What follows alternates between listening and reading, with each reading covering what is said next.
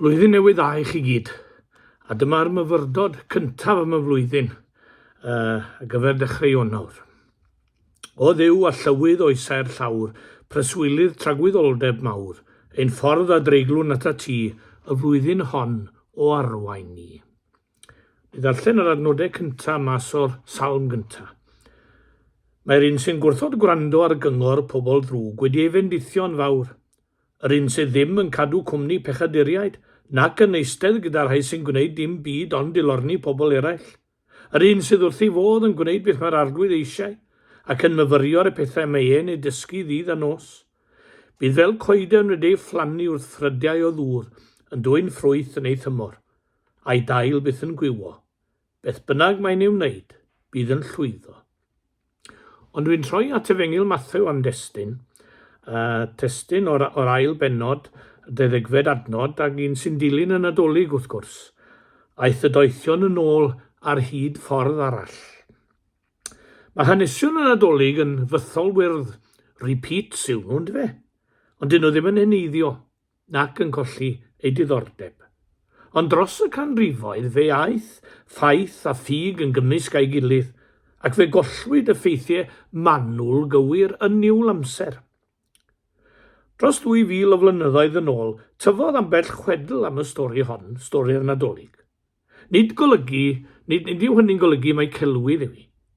Does neb yn amau na sefydlwyd eglwys Iesu Grist yng Nghapel Sion yn 1712, i ni golli llawer o'r ffeithiau. A does dim rheswm i ni ddweud nad yw'n stori'r Nadolig yn wir, am i ni golli a rhai o'r ffeithiau ac i'r chwedlau dyfu o'i hamgylch. Sôn am y doethion am ai adnod y testun.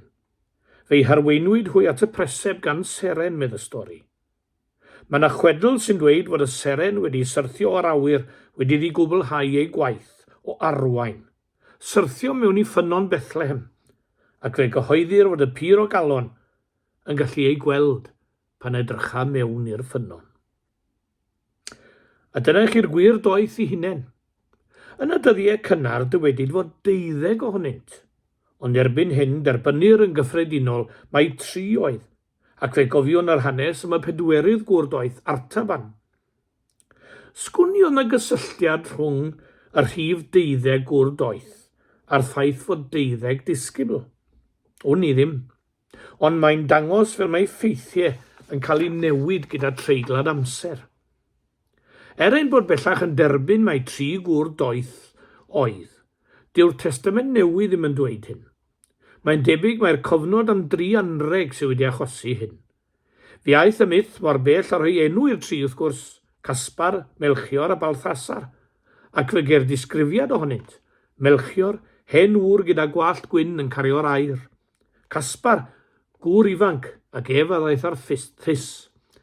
Balthasar, gŵr canol oed o'r wlad mae'n debyg, a gan hwn roedd y myr wrth gwrs. Ond os nad ni'n siŵr ar heini, ni'n sicr o rai pethau. Daeth doethion o'r dwyrain a gofyn am y baban newydd anedig. Fe fi'n achwilio a deithant o hyd iddo. Ni chawsant ei siomi, hwy a syrthiasant ei lawr ac ai addolasant ef. Wedi iddynt oedi uwch ben y preseb a chyflwyno ei hanregion, daeth yr amser iddynt dychwelyd, yn ôl i'w gwlad ei hunain, a hwy a eithant ar hyd Ffordd Arall. Nid yr un ffordd yr eithant yn ôl, ond ar hyd ffordd wahanol, a dyn ni'n gwybod pam, am bod Herod eisiau hadroddiad, ac erbyn hyn fe wyddom ei fwriad, ond mae mwy na hynny yn y geiriau ar hyd Ffordd Arall. Chi'n wedi gweld yr Iesu, does dim yr un peth wedyn. Mae popeth yn newid, popeth yn wahanol. Nid yr un oedd yr hain wedyn. Nid yr un ffordd yr oeddent chwaith. Y Ffordd Arall. Gadwch chi ni oedi am ychydig gyda'r ymadrodd na. Ffordd o ddewis Duw yw hi. Nid dewis y doethion mohoni. Mae'n ffordd wahanol i honno, ffordd arall yw hi.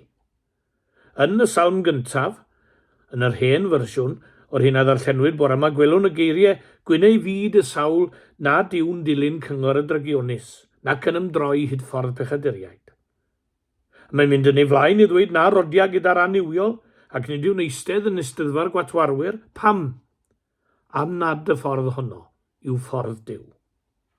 Yn llyfr y diarhebion, fe ddywedir fel hyn, ffordd y drygionus sydd fel y tywyllwch, ffordd i uffern yw. Hynny yw, dyna'i phen draw, ac yn sicr nid dyna ffordd Duw. Cerdded y ffordd ddiwysod Duw iddynt, wnaeth y doethion. Fe fuon nhw'n plygu mewn addoliad o flaen baban Bethlehem, ac wedi sylwi ar hawdd garwch hwn, ni allent ddychwelyd i'w hen ffordd. Eithant ar hyd ffordd arall oddi yno i'w gwlad ei hunain. Ac mae'r ffordd arall yn ffordd wahanol. Mae yna ddywediad Saesneg yn oes e, the end justifies the means. Yn y gogledd, yn yr ardal lle gefes i'n ngeni, wrth droed y wyddfa, mae yna lawer dadl am y llwybrau amrywiol sydd i'w cael i ben y wyddfa paen yw'r gorau. Mae pob un yn arwain at y copa yn y diwedd sy'n ots pa ffordd yr ewn. O gario rhesymeg i weithaf, hynny yw, the end justifies the means. Fe olyga, stym gwaniaeth beth nai, pwy glwyfau ar y ffordd gan fod y diwedd y canlyniad da yn cyfiawnhau popeth arall. Nawr, mae angen mawr yn y trydydd byd. Felly, does dim ots os dorau mewn i'ch cartrefi i ddwgyd arian cyn belled am mod un eroi neu ddefnyddio'r lles y trydydd byd. Mewn achos fel yna, rhaid gofyn y cwestiwn, does the end justify the means? Na, mae'r ffordd ddewiswn i gerdded, a'r ffordd ddewiswn i weithredu yn bwysig. A dylem ofyn i'n hunain, ai dyma ffordd Duw? Nid yw ffordd Duw yr un a ffordd dynion, a be rhaid iddo ddwy'n hyn i gofes eia, chi'n cofio? Nid fy meddyliau i o eich meddyliau chi, nid eich ffyrdd chi yw fy ffyrdd i. Mae e'n dweud fyna, a mae fy ffyrdd i yn uwch na'ch ffyrdd chi. It is a high road. Weler rhoddais gerech bron ffordd bendith a ffordd melltith. Yng nghanol ein holl siarad am ryddid, dyna'n rhyddid, y dewis o ddwy ffordd. Chi'n cofio'r dywediad gwych yna, mae dynion wedi mynd yn gaeth i'r syniad o ryddid. Dynion wedi mynd yn gaeth i'r syniad o ryddid. Mae pobl wedi troi cefn ar gapel a disgyblaeth y Beibl am ei bod wedi meddwi ar ryddid. Ond rhyddid pen chwiban yw e. Syniad dyn o ryddid. Rhyddid i dwyllo, rhyddid i ddwyn, rhyddid i dreisio, rhyddid i bob dyn wneud fel y mynd. Oes, mae gyda ni ryddid i ddewis o fewn rheswm. Hynny yw, rhyddid gan gadw'n disgyblaeth, y ddewis o ddwy ffordd. Roedd na un o ganeuon Dafydd Iwan yn cael ei chwarae'n aml dros yr wyl aeth hibio, gan ei bod yn nadolig, a'r gan yn gan am y nadolig, tywysog tangnefedd. Awn unna i'r siopau yn y nadolig hwn, i brynu y tanciau, i brynu y gwn, a dwedwn yn rhwydd, mae tywysog tangnefedd yn dathlu ben blwydd. Allwn ni'n ei chael i ddwy ffordd. Ydych chi wir yn credu mae'r tanciau a'r gwn ym Malesteina oedd yr anreg roedd y baban Iesu yn dymuno yn nadolig hwn? Ydy hi'n ormod dweud fod perygl yn ein hoes ni, be byddem yn diweddaru drama'r geni, y byddai'r newid, de rai ni'n newid yr anrhegion ymgyllell a gwn a bom. Roedd cysgod y groes ar breseb y baban, ond ai dros hyn y bu Iesu Grist farw. Ie, dros ein pechodau, ond mwyn i ni gael pechu mwy, mwyn i ni ddilyn ffordd dristriw a dinistyr. Ffordd distriw a dinistyr oedd y ffordd yn ôl at Herod. Os cerddwn ni'r ffordd arall, fe fyddwn yn cerdded ffordd Duw, ffordd o ddewis Duw. Yn yr ail le, yn ogystal â bod yn ffordd o ddewis Duw, mae Duw yn addo bod gyda ni. O'r dechrau i hyd heddiw, dyna'i air i ni. Fe ddywed wrth Moses, mae fyddaf gyda thi. Fe ddywed wrth Gideon, di ai y byddaf gyda thi, ac yn wir wrth y proffwydi i gyd.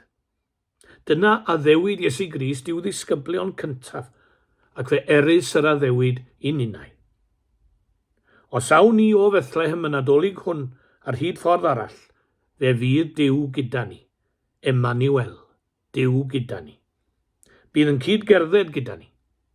Weithiau rydym yn ame hynny. A mae hyn yn wir am bob un ohonom yn ei dro, ar adeg anodd, adeg o ddioddef, adeg o alaru, adeg o hiraeth. Waeth i ni gyd gyfaddef yn bod yn ansicr ar adegau. Ac ar yr adegau hynny, mae'n talu ffordd i ni gyd darllen darn cyfarwydd iawn sydd yn boblogaidd yn y Saesneg a'r Gymraeg a sawl iaith arall dybiwn ni.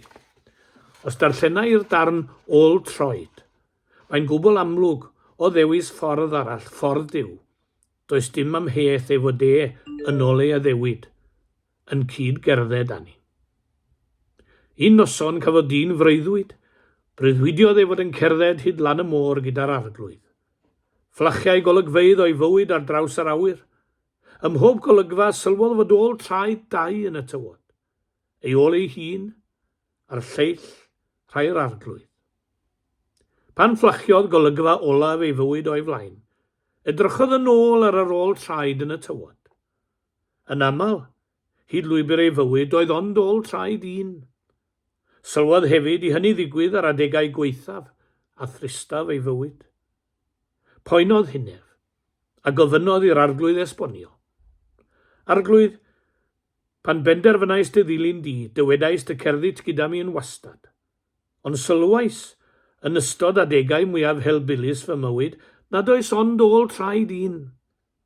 Ni hwn baham y gallet fy ngadael pan oedd arna fwyaf dy angen. Atebodd yr arglwydd. Fy mab, fy mhlentyn anwyl, rwy'n dy garu ac ni wnawn byth dy adael. Yn ystod y drallod a ddioddefaint, pan weli ond ôl traed un, dyna pryd roeddwn yn dy gario di. Mae'r darn gwych yna yn crynhoi y sicrwydd fod yr arglwydd yn addo bod gyda ni. Mae'n grynhoi fe well na beth allai i wneud. Fe ysgrifennwyd y geiriau yma'n llyfr Eseia. Byddai'n dal i'ch cario chi pan fydd eich gwallt wedi troi'n wyn. Fi wnaeth chi, a fi sy'n eich cario chi, a fi sy'n achub. O ddewis ei ffordd ef, fel y gwnaeth y doethion, mae e gyda ni, bob cam o'r ffordd.